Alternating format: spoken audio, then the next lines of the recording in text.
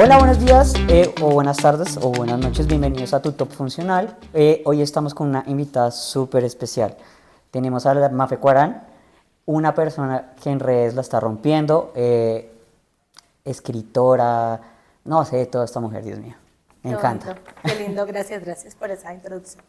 Bueno, Mafe, cuéntanos un poco de ti, así como para abrir el podcast, qué haces, qué te gusta hacer, actualmente en qué andas. Uy, qué gran pregunta y tan interesante e integrativa. Profunda. ¿Qué hago de día? Me considero una persona que acompaña a entender los síntomas de las personas y el origen de sus síntomas a nivel emocional. Eso se traduce en una profesión muy linda que elegí, que es ser biodecodificadora, coach en medicina funcional, por ahí terapeuta transgeneracional, algo de bruja y de humana en evolución. Luego en la noche también soy mamá y creo que soy una humana en tránsito acompañando almas a entenderse un poco y a conocerse. ¿Y en qué ando? Ando en el camino de la sanación personal a través de mis pacientes. Creo que terapeuta que me escuche y no aprenda de sus pacientes, pues no está haciendo la tarea, porque creo que los que nos permitimos estar en este plano de la salud, finalmente llegamos también para sanar. Así que ando sanando, acompañando y sanando, y bueno, transformando a través del trabajo interior, que creo que es muy importante. Totalmente. Mira que hay algo que tú dices y es las emociones de tus pacientes que sanas a partir de eso y también es algo muy introspectivo, ¿sabes? Sí. Entonces, ¿cómo manejas esas emociones en tu día a día? Porque pues hay pacientes a veces que son un poco complicados, que tienen unos problemas emocionales un poco mayores que otros y hay que apoyarlos Cierto. en eso. ¿Cómo haces ese equilibrio? Esa pregunta es muy linda porque me la hice hace poco. Yo escribo, me gusta tener diario, pero también escribir así aleatoriamente cuando estás en un Uber, como que te pones a pensar cosas. No es posible no permearse de las emociones, ni de los pacientes, ni de tus familiares, ni de tus amigos. Finalmente somos energía y no sé si te pasa que tú vas, no sé, en el transporte público o entras al supermercado y tú sientes que la otra persona está pasando por algo y incluso tú quisieras como ayudar, ¿no? Sí, total. Con los pacientes hay algo interesante y es que tú terminas también integrando mucho de esa emoción a algo que tú conoces. Yo creo que no podríamos acompañar si no sintiéramos, hubiéramos estado en un lugar muy similar. Pero sí hay que hacer un trabajo interesante de limpiarse antes y después. Y uno va integrando también herramientas. Yo antes de cada sesión, cuando tengo sesiones seguidas, cuando estoy en casa, por ejemplo, siempre me estiro en el piso, hago algunos estiramientos, utilizo aceites esenciales, tengo mi bolita antiestrés, me pego una bailadita, pongo una canción, un Para minutito, relajarse, para soltarse. y trato un poco de Ajá. sacar simbólicamente, digo, bueno, ya cambio de chip como si pasara la hoja de un libro y hago literalmente esto y digo, esto lo voy a dejar acá y empezamos una hoja nueva, literalmente coloco el nombre y es como, soy muy creyente, divinidad, dame todas las herramientas para poder acompañar a este paciente y empezamos. Y creo que eso ayuda mucho también a ritualizar los espacios, como cuando tú llegas a la casa y te quitas los zapatos para no ensuciar tu casa. Con la terapia me pasa igual, tienes que encontrar las herramientas para no manejarlas, a veces es imposible no querer llorar con el paciente y uno tiene la lágrima. Y yo por lo menos me permito decir, oye, te acompaño en este momento, tomémonos un segundo, porque pues también estoy sintiendo y te estoy acompañando. Acompañando en ese sentimiento. Exacto, tomemos agua, ¿te parece? Cerremos los ojitos, hagamos una respiración, un poco para hacer que el momento tome su curso, pero creo que es importante ritualizar un poco y no tomarse personal las emociones del paciente. Okay. Darle su lugar diciéndole te acompaño, esto no es mío, ritualizando, si no sería muy desafiante poder acompañar a las personas seguramente. Totalmente. Y fíjate que, digamos, no sé si te pasa, creo que sí, que cuando llegaste aquí, digamos, dijiste lo de las energías y todo, que vivimos felices. uno llega a un lugar y siente esa energía y las ganas de querer compartir, socializar, estas cosas, ¿no? ¿Tienes tu consulta siempre online o la manejas a partir de en sitios o cómo la manejas con tus pacientes? Porque a veces, digamos en mi caso, yo soy una persona también como emocional, ¿sabes? Me gusta tener como el contacto físico, que abrazar, cuando Sí, sí, llega sí. alguien, saludar. Entonces, ¿cómo haces para, digamos, esos sentimientos? Siento que son muy importantes, como tener esa cercanía con la persona. ¿Cómo haces eso? Yo tengo la dicha de acompañar a pacientes de muchos lados, muchos de ellos latinoamericanos. Al principio tenía mucho susto de no poder conectar porque fuera de manera virtual. Y mi consulta empezó de manera presencial. La presencialidad tiene un ingrediente adicional y es la parte somática, de poder dar un abrazo, de poder percibir un poco más cerca. Pero yo creo que la virtualidad tiene también un lugar seguro y algo de intimidad. Yo por lo menos cuando estoy en casa no tengo zapatos. Tengo un tapete de polvo a tierra y juego mucho con los dedos cuando de pronto estoy pasando por un momento desafiante en la consulta. Entonces trato de entretener un poco la emoción, parte de los rituales que te digo. Entonces creo que eso trae un poco de intimidad también. Y el paciente en su casa tiene su baño, tiene su agua, tiene su cuaderno, puede estar más cómodo. Entonces eso hace que incluso la consulta sea mucho más fluida. Creo que hay que buscar también y proponerle al paciente qué te gusta más y aprovechar también la tecnología, porque a mí me pasó mucho en pandemia que había un lugar maravilloso, al mismo tiempo desafiante, donde atendí muchas personas y fue el baño de la casa, porque pues la gente no podía salir y entonces el marido estaba afuera, los niños entonces se metían al baño para poder tener consulta. Y después de pandemia mucha gente le encantó el baño, entonces me parece, yo todavía atiendo pacientes en el baño. Que se sienten tranquilos, cómodos, y yo creo que cada persona va buscando también un espacio, el carro, Sí. mientras que no estés manejando los atiendo, pero hay lugares donde tú puedes incluso sentirte más en confianza. Si es retador, dependiendo del caso, pero también le das oportunidad al paciente de que elija dónde se sienta cómodo y uno se va adaptando también a la necesidad del paciente. Total, porque, digamos, uno no es, o sea, digamos, en pandemia, como está, lo decías, uno está rodeado de la familia, algo, a veces expresar los sentimientos era bastante difícil. Y más en Siempre. un momento donde quedamos todo el mundo encerrados, que no podíamos salir, y es como que uno se sofoca y dice como, "Jue madre, estoy presionado por esto, ¿cómo hago para liberar eso sin que, pues a veces no quiere nadie que sepa uno que está mal, ¿no? Es complicado, pero pues es como lo necesario, ¿no? ¿Sabes que el tema de expresar de la familia es de lo... Yo no sé por qué pensamos que expresar va a hacerle daño a alguien. Y creo que eso tiene mucho de dogmático detrás, ¿Por qué? de no afectar a los papás. Sí, De ya bastante lora has dado, te hemos dado la educación. Y uno dice, no, ¿para qué le pongo un problema más a mi papá? Yo tengo un dicho, una teoría, algo, y es, siento mucho si a alguien esto no le vaya a gustar, pero tus papás van a seguir siendo tus papás hasta que se mueran. totalmente. Yo no sé por qué paternamos y maternamos a nuestros papás después de cierto punto donde ya estudiaste, tienes trabajo, entonces ahora tienes que encargarte de tus papás y devolver. Es muy noble, pero no es tu responsabilidad, a no ser que lo necesiten. Ok. Y eso aplica para todo, la parte económica, la parte emocional. Entonces, como yo ya soy grande, ¿para qué voy a molestar a mi mamá? Sigue siendo tu mamá y el lugar más seguro del planeta. Totalmente, y además que estamos en el mes de la mamá, es muy Cierto, importante decir esto, que en ¿verdad? verdad hacerla sentir especial es tenerle la confianza, ¿sabes? Llegar a hablarle, decirle a la mamá como tengo esto, quiero hablar de esto, a veces es más liberador decirlo de esa manera, ¿no? Y tú no eres responsable de lo que sienta tu mamá, Ajá. pero sé que vas a encontrar la forma más bonita, humana, puntual, Noble, pertinente de decirle. Es que también la forma es importante. totalmente. Ahora andamos en la moda del límite, límite, tienes que expresar, no te quedes con nada. Estoy de acuerdo, pero pues también la forma como lo dices, hay que trabajarla. Entonces, es bonito lo que dices, sí, es una gran oportunidad también para aprovechar y gestionar las emociones con las mamis y buscar la mejor forma para darle un mensaje. Eso. Bueno, una pregunta. En tu experiencia, las emociones, ¿cómo ayudan a sanar como tu parte física? O sea, ¿cómo lo trabajas eso con tus pacientes o contigo misma?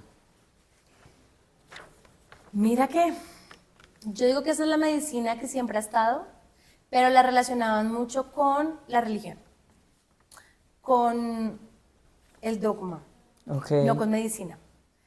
Pero siempre hablaré de alguien muy famoso que está yo creo que uno dice su nombre y cualquier persona en el mundo sabe quién es él y es Jesús.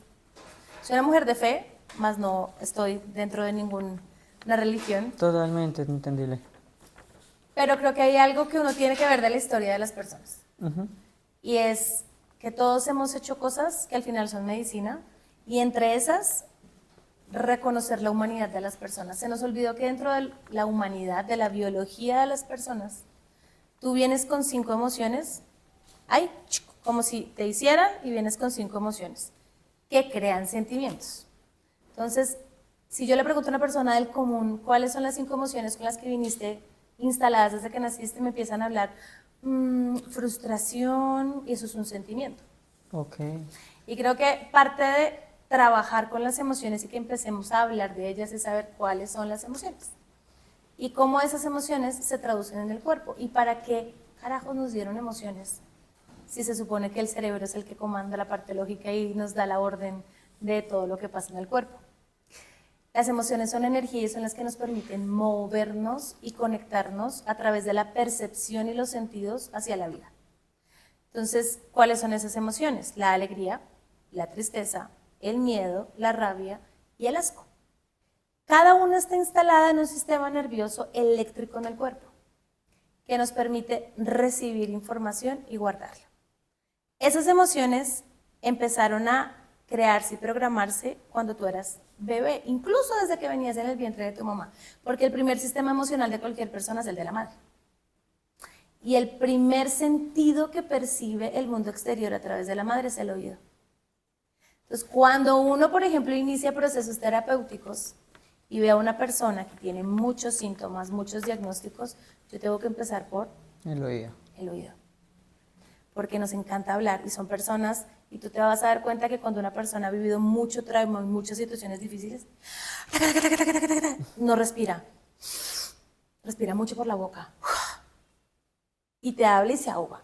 Ok. Y uno es como, Bájale las revoluciones un poquito. porque nunca escuchó Ok. o no le dieron la oportunidad. Entonces, saber que venimos con unas emociones que nos permiten percibir, que nos permiten crear programas de relacionamiento y que esos programas de relacionamiento son los que van a definir muchos de tus programas del adulto. Uno dice, bueno, me voy a poner a la tarea de ver entonces cómo me configuraron, porque si me configuraron en el miedo, pobre mi mamá, la iban a echar de la casa, la iban a embargar y pues la cosa no estaba fácil, pues hay que empezar a ver cómo esas emociones quedaron guardadas, cuál fue la respuesta de lo que viste y empezar a ver si eso es lo que te está enfermando. Ok. Y si eso te está enfermando, pues yo no puedo obviamente devolverte a la barriga de tu mamá, pero sí puedo cambiar la forma en cómo ves lo que te estás contando. Esa es la magia de cualquier terapia, la que te hagas, la de las cartas, la del Reiki, la de la psicología, la conductual, y es que puedas cambiar la historia que te cuentas que seguramente te enfermó. Es que son importantes, son determinantes, no son hippies, es biología, es energía. Ese sistema nervioso, todo ese cableado eléctrico que está en el cuerpito, es pura energía, responde ante estímulos. Si tú y yo habláramos con los ojos cerrados, te aseguro que no tendríamos la misma conversación porque nos estamos viendo, nos estamos reconociendo, tenemos confianza. Entonces, yo me siento acá ya con una amiga, entonces todo está más tranquilo. Si yo te dijera, mira, cerremos los ojos y entonces yo empiezo a mover las manos y de pronto me paro y tú no te das cuenta, te vas a sentir inseguro. Totalmente. Entonces, parte de poder apreciarnos y percibirnos tiene que ver con, de verdad que las tengo para poder transformar. Entonces, ¿qué son importantes? Además que son gestos que comunican mucho y dan seguridad a las otras personas, que le da como esa calidez también. Ajá. Te da una personalidad. Exactamente. Por eso es que uno se va catalogando como el divertido, el reservado, el que no expresa, pues seguramente hay emociones más en ti, unas más predominantes que en mí, y eso no te hace una mala persona, una persona diferente también. Ok, me gusta mucho esa respuesta. La Muy verdad, bien. te entendí mucho también, porque a veces uno no se da cuenta de todas esas cosas que en verdad van pasando en medio de una conversación simplemente. Literal, Y uno va conociendo a las personas a través de esos actos. así es. Bueno, ¿Cómo llegaste a este mundo de la medicina funcional? ¿Cómo fue ese proceso de, digamos, tú estabas haciendo algo anteriormente y dijiste en un momento como, hiciste el chip como, ¿qué es esto? ¿Cómo te cautivó, o sea, este mundo? Yo trabajé 12 años con mi primera carrera, digo yo en mi anterior vida, porque he tenido la fortuna de en esta vida de vivir muchas vidas. Y en esa primera vida tenía unas características, era la hija de mis papás, vivía en tal lado, estudié Gobierno y Relaciones Internacionales como por primera carrera, fui muy feliz, nadie me sacó de ahí, no soy de esas personas de mi carrera, me aburrí y por eso cambié, no. O sea, la seguiste hasta... La roqué y la hice y puedo decir con todo el cariño que me la gocé hasta el último trabajo que tuve, porque hice lo que tenía que hacer. Pero ese avatar de ese internacionalista que trabajaba un montón, que hizo muchas cosas y viajó un montón, y etcétera. Porque es que además lo digo lindo porque hace poco me reuní con algunos compañeros de esa vida y es bonito cuando te acuerdas cómo eras y dices, wow, definitivamente he cambiado. Ese avatar trasnochaba, yo andaba de avión en avión, ese avatar fumaba porque era socialmente aceptado, ese avatar tomaba mucho licor porque tenía que trabajar con ciertas personas que tenían ciertos accesos a salas VIP, cócteles de trabajo, entonces había que socializar a través del licor. Okay. Jornadas muy largas de trabajo y lo que hizo mi sistema en algún punto, además de lo que me pasaba emocionalmente, que es el detonante finalmente, era un cóctel de hábitos muy mal programados, sumados a un montón de deudas emocionales guardadas y un entorno de pareja no habilitante. Y un día colapsé, mi madre cae en una depresión clínica, tengo que internarla en la clínica Montserrat, y digo tengo porque hay muchas familias que hacen una negación hacia la depresión, y en mi familia hubo ese proceso, y pues yo no andaba en este plano de la medicina funcional todavía. Eso hizo que yo empezara a entender un poco el tema de la salud mental porque me tocó de primerazo. Yo en ese entonces ya tenía un trastorno de alimentación que no había trabajado y ya me acompañaba la epilepsia, pero no la epilepsia como la tengo ahora integrada, reconciliada con ella, no. Okay. Era una epilepsia y me toca tomarme un medicamento, no puedo fumar, qué feo, porque soy diferente. Era una epilepsia negada. Y en ese año mi mamá ingresa a la clínica de Montserrat y se muere mi abuela, entonces entran todas las mujeres de mi familia en crisis. Y yo tengo una crisis laboral, porque en ese momento estaba en una entidad pública con cierto rango, con un equipo, y colapsé porque se me estaban durmiendo las piernas, tuve convulsiones, no comía, realmente fue bastante difícil. Y una amiga me dijo, usted debería ir donde un médico que ahora como que es bueno, y algo que llegó a Colombia que es la medicina funcional, y me regaló una consulta. Digo, me regaló porque yo era muy escéptica de muchas cosas, no me gustan los hospitales, todavía estoy superando ese tema. No me gustaban mucho los médicos porque desde muy chica tuve bastantes procesos de cáncer en mi familia, entonces la clínica era todo un tema. Y era la que pensaba de para qué voy al médico, para que me diga que estoy enferma, no, mejor no voy. Y dio la casualidad de que esa consulta fue con la doctora Ana María Betancourt, quien está en mi libro, que es una amiga, la amo, que trabajaba con el doctor Carlos Jaramillo. Por cosas de la vida y del destino, porque el destino, soy una fiel creyente del destino, de la ley de la atracción, de la manifestación, de la visualización, sí existe, sí funciona, sí hay.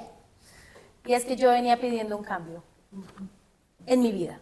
Solo que cuando pedí, creo que utilicé el comando que deberíamos utilizar todos y es la fe. No solo quiero, sino quiero y espero en los tiempos que son, no en los míos, sino en los que deben ser para mí, para que cuando lleguen yo los reciba. Y conocí a Carlos y tuvimos el primer evento de medicina funcional en el 2018, del cual fui parte como televidente. Y ahí entablamos una cercanía muy linda y un día me dijo, tú deberías ser coach, pero conversación así como la tuya y la mía. Okay. Y yo con mi carrera, mi especialización, mi puesto, ¿no? Y yo, súper. Me gusta tu idea. Y de un lunes a un martes me dijo, oye, ¿por qué no aplicas para un instituto en Estados Unidos? Y yo, ay, doctor, Lo cuento chistosamente porque fue así. No, yo soy internacionalista. Yo creo en ti, te aseguro que yo veo algo que tú no ves y eso es lo que te vas a encontrar toda la vida y lo que te vas a dedicar. Y es saber en otras personas lo que no ven y ayudarlas a que lo vean. Yo me fui a mi casa, hablé con mi papá, me acuerdo, porque pues estas decisiones de cambiar de carrera y de volvernos locos. Sí, además que ya llevas un tiempo ya trabajando en toda tu carrera para hacer otra totalmente diferente. Totalmente. Ajá. Además que nadie me estaba sacando. Estaba muy bien y era muy feliz. Pero creo que fue una noche que hablé con Dios, literal, y le dije, oriéntame, esto no pasa todos los días. Carlos en ese entonces todavía no tenía, digamos, esta presencia que tiene ahora y todo lo que ha construido. Y yo creo que ese voto de confianza que me dio en ese momento tenía que ver con eso, con algo que le admiro mucho. Y es que donde ha puesto el ojo, ha puesto un ramillete de oportunidades y esa fue la que me dio a mí. Me metí a estudiar en el Instituto Crecer, en ese entonces no era un instituto muy conocido acá, soy de la segunda promoción, Carolina Novoa, que es una gran amiga mía también, fue la primera promoción y gracias a ellos, el voto de confianza, yo digo que la patadita de la Jorge Barón, que eso se entiende acá en Colombia, que me dio Carlos más el apoyo de mi familia, porque en ese entonces tocaba pues hacer una inversión importante, gracias papás, que siguen ayudando todavía. Gracias. Gracias. Y Dios y mi hija. Eso nunca se me va a olvidar, te vas a encargar de ayudarle a ver a las personas lo que las personas no ven. Y a eso me he dedicado desde ese día. Terminé mis estudios, llegó pandemia. Y con pandemia llegó algo muy lindo porque antes de conocer a Carlos yo hacía loncheras saludables. Por mi epilepsia, por mi hija, ella estaba en el jardín y cuando empezó todo esto me empezaron a conocer por hacer loncheras. Muy curioso, pero todavía no era coach en medicina funcional. Y una cosa llevó a la otra y empecé asesorando mamás para alimentación consciente para sus hijos. Y bueno, unos añitos después estamos aquí con más bendiciones, más oportunidades, pero realmente, y honro a los que lo toman por una decisión consciente, yo la tomé por una oportunidad. Un salto al vacío del que no me arrepiento. Soy una emprendedora y digo, esos saltos deliciosos donde uno cae y dice, ay, qué delicia volver a subir. Es un volver a nacer completamente diferente, en un avatar muy distinto, que solo se vive cuando uno se lanza. Totalmente. No hay preparación para el salto, hay que darlo. Y aquí estamos. No, y fue el mejor salto que uno da porque es conectarse con sus emociones también. Conectarse con tu esencia, porque es Ajá. que ahí el salto lo das tú, no te lo dieron tus papás. Exactamente. Son de esas decisiones de adulto que te toca. Sí, pero fíjate que uno se va dando cuenta de eso también a lo largo del tiempo. Porque uno, o sea, Cierto. digo, uno de chiquito tomar esa decisión de qué vas a hacer el resto de tu vida. ¿Cómo hacen eso a los 16 años? Yo Exacto. todavía no me parece. A mí tampoco me parece porque uno todavía está en búsqueda de lo que le gusta, lo que le hace feliz, de lo que quiere hacer. Y tomar Si uno esa a los decisión. 30 todavía no sabe por qué tenemos tanta presión Ajá. en los niños de los 16, porque uno termina preadolescente a los 11, 12 y sigue siendo un adolescente a los 14 y 16. Totalmente. Creo que ningún papá se da cuenta que un adolescente está tomando una decisión de por vida. Así que ténganles paciencia si cambian de carrera, ténganles paciencia si de pronto quieren, no sé, estudiar otra cosa después. Ténganle paciencia a los de 30 que de pronto no querían ser ingenieros y ahora quieren vender, no sé, arepas con mensajes positivos. Finalmente uno termina por ahí a los 30 como organizando un poco de, de verdad, esto era lo que yo quería. Y le quedan 50 años más. Entonces, presión pura social. Totalmente. Porque pues en verdad uno sí quiere esa felicidad para el resto de su vida. Aunque hay gente muy afortunada que sí la consigue desde sus 16 años, ¿no?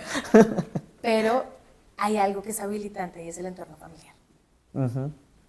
El entorno familiar te habilita para que tal vez a sus 16 tú tengas la tranquilidad de poder elegir sin presión incluso. Exactamente. Es que el tema emocional tiene un tema sociocultural interesante también detrás. Bueno, a veces estamos muy desconectados como de nosotros mismos, ¿no? O sea, a veces llega un momento donde el trabajo, la vida, transporte, mil cosas van pasando durante todo ese, camino del día a día, ¿no? ¿Tú qué recomiendas para tener esa conexión otra vez con uno mismo? Para volver a decir como, dejar eso atrás y decir como, no, necesito cambiar, volver a ser feliz, volver a tener esa conexión con las personas, conmigo mismo, que sientan como esa seguridad. Antes de conectarse, desconéctense. ¿A qué te refieres? Desconéctense del teléfono, Ujú. desconéctense del computador, desconéctense de los vicios, aléjense de las personas que los drenan y yo les garantizo que empiezan a conectarse con lo que realmente importa. El 80% de mis pacientes tienen ansiedad por uso de tecnología. Hoy en día es muy común esto, ¿cierto? Es increíble. Y esa ansiedad por uso de tecnología trae separaciones, trastornos alimenticios, depresión, trastorno bipolar, trastorno de especialización, todos los trastornos que quieras, pero trae mucha soledad. Y hay demasiado en Google, meditas, ejercicio, come bien, y tú lo haces e igual estás desconectado. Porque la conexión requiere una desconexión anterior. Si el celular está descargado, tú lo conectas para cargarse. Ok. Si tiene carga el teléfono y yo lo conecto que para prevenir que se descargue, te vas a tirar el teléfono. Tengo mucha gente con burnout de tengo que ir a entrenar a las 6 de la mañana, luego tengo que ir a trabajar, luego tengo que ir al curso, luego tengo, y no me alcanza a hacer el journaling y no cociné, soy una mala persona porque entonces, Se está metiendo ya las culpas de todo. pero porque tiene que cumplir Ajá. con una agenda instagramera, es complicado, Sí. es complicado para todo. Todo es, queremos llenar y tener vidas ajenas y no nos ponemos a pensar realmente qué queremos. Entonces, 3 pasos sencillos para conectar: desconectarse, pasen menos tiempo enfrente de una pantalla, y si van a estar enfrente de una pantalla, por favor, no solo elijan cosas para sanar y transformarse, diviértanse, pero traten de divertirse no como quien va a bailar 8 horas tomando 8 horas, úsenlo sabiamente. Hoy me vi una serie, mañana de pronto voy a salir, pero esta gente no, es que yo no uso tecnología en el día. Mentira, todos utilizamos el teléfono al menos 1 hora. Ujú. Y llegamos a la casa a ver 3 capítulos de la serie, pero no es redes sociales. Pero igual estás utilizando un recurso que es valiosísimo, que es donde percibes el mundo, que es la visión. Y estás metiendo información a un archivo, el cual tú vas a hablar mañana con tus amigos. Ay, ayer vi una serie buenísima, se llama En Primera Vez. ¿Saben qué me llamó la atención? Que chucu, chucu, chucu, chucu, chucu, chucu. Entonces tus discursos son basados en cosas que ves. Ojalá que lo que veas te haga tener discursos interesantes, no discurso de realidades que no existen. Ok. Y entonces, 1, desconectarse; 2, sepan usar bien la conexión; y 3, conozcan a las personas con las que están. Yo te juro que si yo ahorita te pido que me hagas un listado de 10 características de 10 amigos tuyos, no me lo sacas. Muy probablemente. Porque es posible que llegues solo a 3 amigos. Y de esos 3 amigos, no llegues a las 10 cualidades o las 10 cosas de ese amigo. No conocemos a la gente que está alrededor. Creemos que la conocemos. Y un cuarto es, tómate el tiempo de descubrir y explorar qué te gusta sin tener que buscar validación de nadie. Y hay un dicho muy coloquial y es: calladito me veo más lindo. Deja de estar contando todo y compartiendo todo. Totalmente. Eso sí te compro mucho esa idea. A veces uno se procura más en mostrar que en Dios. vivir. Dios, Ajá. es complicado. Y a veces se olvida la parte del vivir, ¿sabes? Es muy importante, como dices, desconectarse, digamos, si hay un cumpleaños, estar con todas las personas que están en ese cumpleaños, hacer mil cosas que de pronto te pueden sacar un poco de esa realidad en un momento muy específico. Ujú. Pero no, hay que sacar fotos y videos. Recuerda. Si no, no pasó la fiesta. Es complejo. Totalmente. En este mundo de medicina funcional, ¿tomas algún probiótico o algo que en verdad te ayude a mejorar, digamos, tanto tu salud física o mental o algo así? He probado muchas cosas. En el camino de mis diagnósticos, porque yo empecé en la medicina funcional con epilepsia y sanando todavía mi trastorno de alimentación, pero en el camino llegó otro diagnóstico que es el linfoma, que es un cáncer en el sistema linfático que me acompaña hoy. Y cuando estaba con la epilepsia, tuve que adaptar cierta alimentación para poder mejorar mi neuroinflamación. Y obviamente en ese momento tuve una alimentación que se llama cetogénica, pero lo digo para contarles la historia, no porque esté promoviendo algún tipo de alimentación. Y en ese tipo de alimentación claramente tienes que tener un buen componente de minerales y hacer tus ayunos acompañados de algo que te permite también tener energía. En ese entonces, de hecho, yo empecé a tomar el MCT de Formula Labs, que me lo tomo todavía con el cafecito cuando hago ayunos de 14 horas. Súper.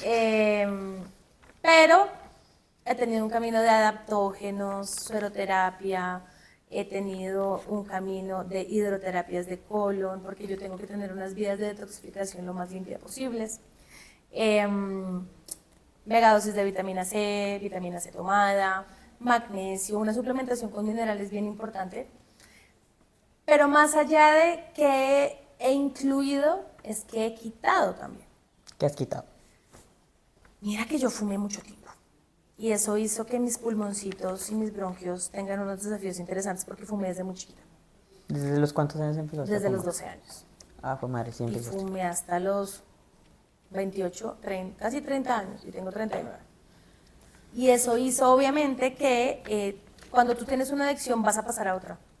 Si no trabajas de fondo lo que te llevó a ser adicto, pasas del cigarrillo, vas a pasar al vapeador, del vapeador al trago, del trago a comprar en Temu, Chain, Amazon.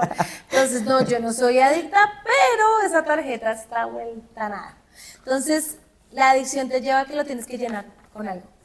Y yo me acuerdo que cuando yo empecé, te quitan temporalmente muchas cosas. Tienes que dejar de comer Entonces, también tú te vuelves incluso adicto a lo saludable. ¿Y llegaste a ese punto donde te volviste súper adicta a los Oreos? Pues imagínate que entonces yo no hacía nada que no fuera con almendra y entonces tengo que tomarme estas 48 cosas, pero no atacaba el problema de raíz. Era que yo tengo un intestino con algunos desafíos por lo que fumé, tomé, trasnoché y hay que hacer algunas terapias complementarias mucho antes de que tú entres a suplementar. Y eso es clave. Saber cómo está tu intestino antes de suplementar por suplementar. Por eso es que a mucha gente no le funciona la suplementación, no porque el producto sea malo. Es que no me hace nada o me sentó peor. No es el producto. Es que el cuerpo de la persona no tiene un buen sistema digestivo, unas buenas vías de detoxificación. Entonces se sataniza el producto cuando hay que hacer un trabajito antes con el intestino. Ok. Entonces, sí, incluyo muchas terapias, muchos productos, pero ya habiendo hecho un trabajo previo con mi intestino que me llevó algunos años. Ah, súper. Te quiero preguntar también algo respecto a lo que mencionabas de la parte de la nutrición. O sea, nos has contado que en el momento, antes, cuando trabajabas viajando, en reuniones sociales, consumías mucho licor, y después pasaste como a este cambio. ¿Cómo fue ese cambio? Además que nos contabas de lo de las loncheras, ¿no? Que te conocen por las loncheras. ¿Cómo fue ese cambio de tu alimentación? ¿Cómo lo llevas hoy en día? Digamos, el ayuno de 14 horas que nos contabas ahorita que en el café, para tener la energía y todas estas cosas. ¿Cómo manejas esta nueva etapa tuya en tus Yo comidas? tuve restricción de alimentación. El trastorno que me acompañó por 18 años antes de que naciera mi hija fue la bulimia. Cuando tú eres bulímica, tienes atracones, pero no solo atracones de comer, porque tú puedes tener atracones de brócoli. Y eso obviamente te hace daño también. Pero tuve una muy mala relación con los alimentos porque fue mi lugar de control. Y creo que todavía es muy socialmente aceptado eso. Ay, acompáñame que estoy triste, vámonos a comer un helado. Venga, ay, no sé, tengo como ganas de una hamburguesa. Uy, es que trasnoché y eso, comas una hamburguesa que eso le levanta rápido el ánimo. Uy, no, estoy enguayabado, tómese un caldo. Yo era muy así. Mis estados de ánimo estaban muy relacionados a la forma en que yo me relacionaba con los alimentos.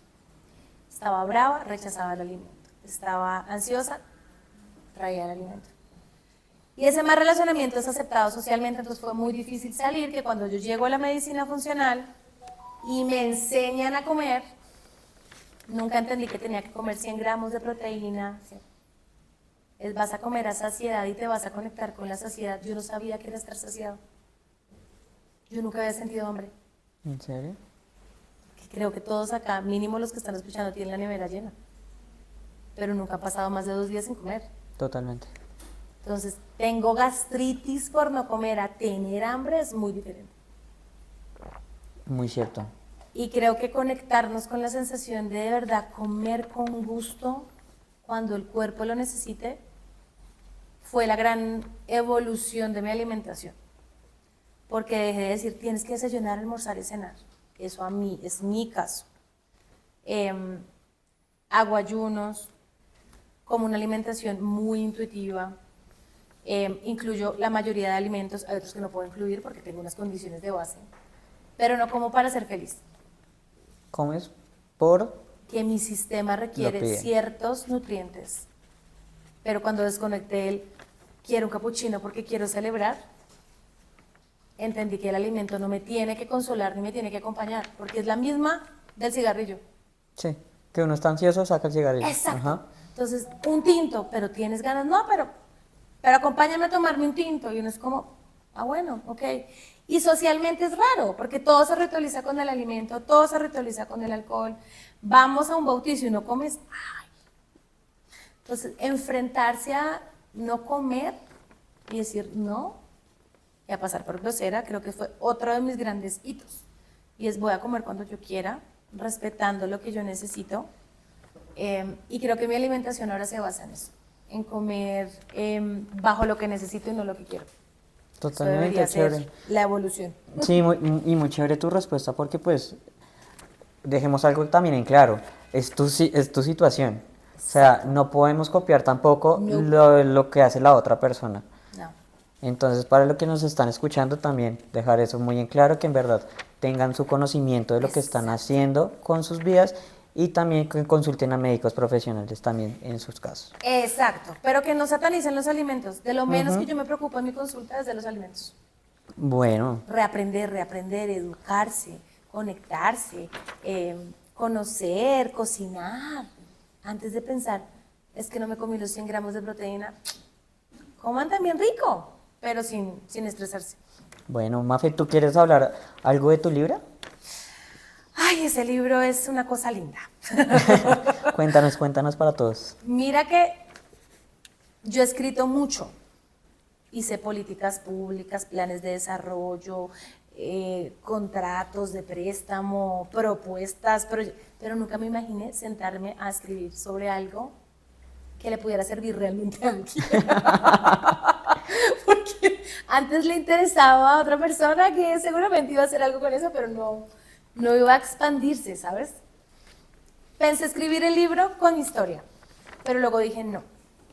Quiero que sea un libro que acompañe a la persona que lo lea para reconciliarse con su diagnóstico.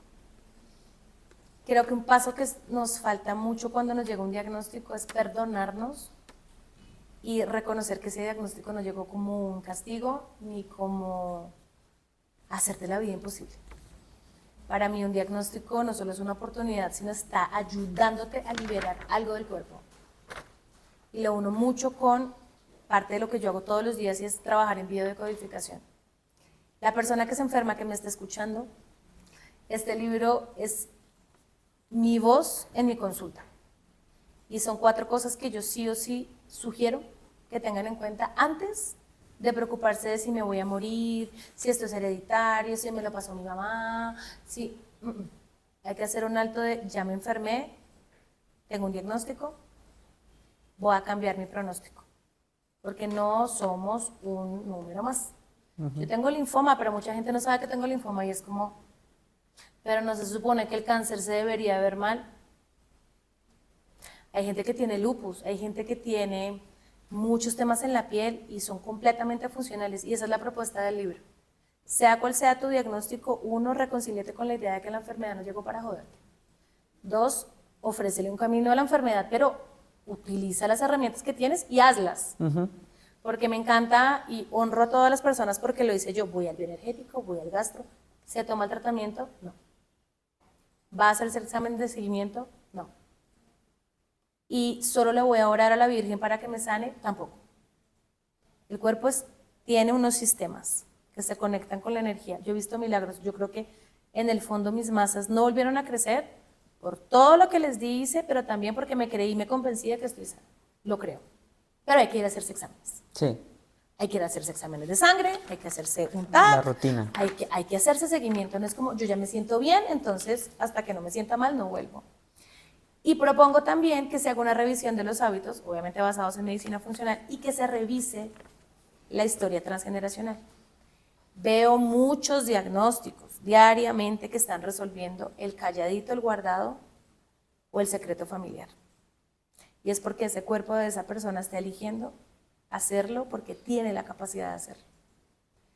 Y bendigo y honro a las personas que tienen un diagnóstico porque no saben lo que están haciendo en esta vida. Hay gente que le tocó un mal matrimonio, hay gente que le tocó un trabajo terrible, hay gente que le tocó un diagnóstico. Cualquiera que sea el camino, están resolviendo algo. Lo que pasa es que cuando se siente en el cuerpo es mucho más desafiante. Sí. Pero esa es la propuesta del libro, reconciliarnos con la idea de que no nos enfermamos porque es un castigo, que no somos una cifra más y que el pronóstico es personal. ¿Cómo se llama tu libro? Reconcíliate, haz las paces con tu diagnóstico. Perfecto. No sé si quieras mencionar algo para tus redes, para que te sigan, que en verdad vayan a estar allá contigo, que les des ese apoyo que tú les estás dando ahorita, digamos, con estas palabras, que vayan y te pregunten algo que quieras dejar. Tómense todo el tiempo necesario para conocerse. Si nos tocó en esta vida pasar por desafíos, no los tomen como algo malo. Todos tenemos una historia muy diferente al del lado. Les pido, por favor, salgan de las redes sociales. La vida es preciosa, es abundante, es expansiva y hay para todos. Para todos hay y de todo. Pero no lo vamos a valorar y lo vamos a ver si nos salimos a la vida real y no nos hacemos cargo de lo más hermoso que la vida nos dio y es el cuerpo físico para poder vivir. Así que si ustedes no se cuidan el vehículo, no esperen tampoco vivir felices. Así que cuídense más el cuerpito y de resto todo lo van a recibir. Muchísimas gracias, Mafe. La verdad, enamorado de tus palabras. En verdad, siento que es muy, muy válido hablar. Hoy en día, más que todas las emociones de todo esto, lo llena a uno profundamente escuchar que en verdad crees en ti, como en tus palabras y en lo que haces. Entonces, muy orgulloso. Tan bello. Y contento y feliz de estar hoy contigo acá. Tan bello. Muchas gracias. Acuérdense que puedes seguirnos, no sé si quieres dejar tus redes sociales. @lacuarán, Mafe Cuarán, pónganlo en Google, Mafe Cuarán con C y ahí me encuentran. Perfecto, y a nosotros nos pueden seguir en Formulabs Colombia, tanto en Instagram como en las otras redes sociales. Y acuérdense que este podcast sale como en